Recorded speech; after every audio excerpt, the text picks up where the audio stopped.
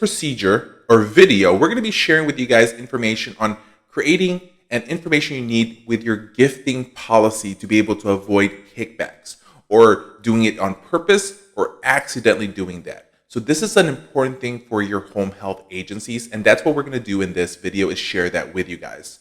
Now, we have talked to you about before in regards to providing a nominal value that should be given to patients, right?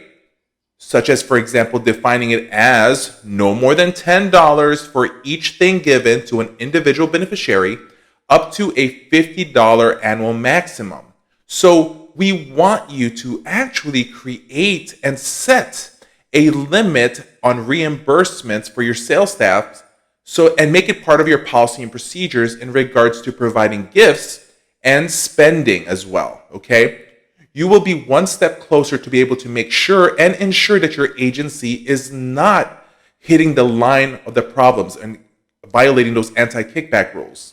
Now, we can definitely work with you guys and be able to help you guys create these policies if needed.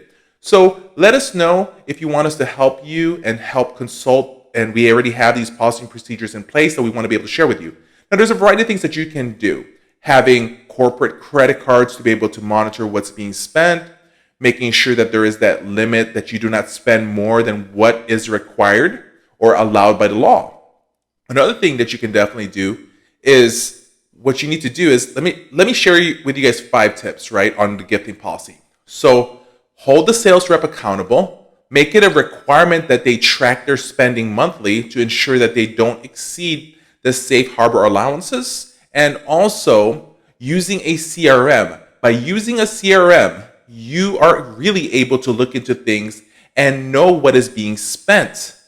You want to be able to make sure that you identify a contact person to call if there is any confusions or doubt whether your marketing strategies is acceptable. So whether that's the administrator, the director of nursing, the owners, the CEOs, someone in your facility should be the go-to person in which your marketing reps, your team out there, your liaisons, they can actually call and say, hey, is this the right thing what I'm doing? Am I doing the right thing? And also, I truly suggest that make sure you have a legal team that's working for you. They don't have to be on clock all the time, but they should be at a retainer so that they can be called if you have a question.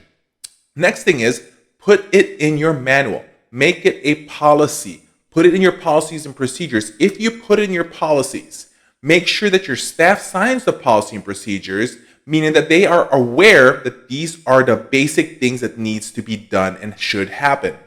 You want to be able to set those limits. Make sure you have a clear, concise limits. If you don't want your liaison to spend more than $50 in a lunch, make it clear in your policy that this is the maximum amount for the entire year.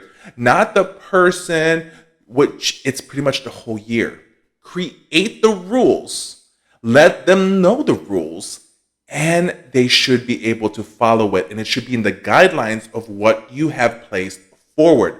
Another thing is, provide examples of sales strategies that you want them to practice. You want to be able to guide your marketers to send thank you notes after receiving a referral. Make sure that they're doing a good job following up, making sure that they're actually saying thank you to everything, and they should do everything that they need to do to show that they appreciate those referrals. Sometimes that quick thank you can go far more than those free donuts that you're trying to give people. You guys have to understand, the biggest problem here is that most marketers think that they visit once and that's enough and they should get referrals.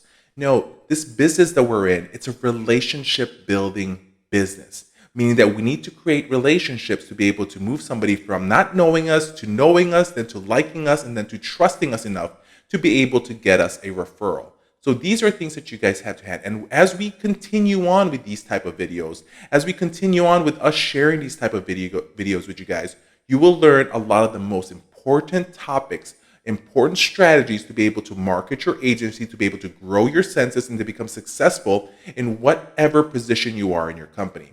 If you want more videos, keep on watching. Thank you so much and have a great day.